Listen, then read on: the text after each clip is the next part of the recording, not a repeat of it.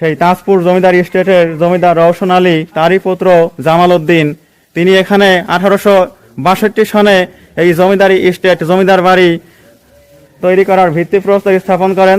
তারপরে সেই জমিদার বাড়ির নির্মাণ কাজ শেষ না হতেই আবার সেই তার মন চাইলো, তার মন থেকে দৃঢ় ইচ্ছা হলো যে এখানে একটা উন্নত মানের মসজিদ প্রতিষ্ঠা করব।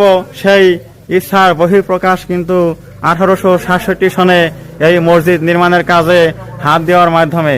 অত্যন্ত সুন্দর, একেবারে আকাশচুম্বী মিনারগুলো ভূমি থেকে 35 ফুট উঁচু, আর এই ইমারতটির যে ইমারতের অবকাঠামো 29 ফুট বাহির থেকে ইন্টু 47 ফুট, আর বারান্দা বাদে 21 ফুট ইন্টু 47 ফুট। এই তো এই মসজিদটির চারদিকের চৌহদ্দির যে আয়তন।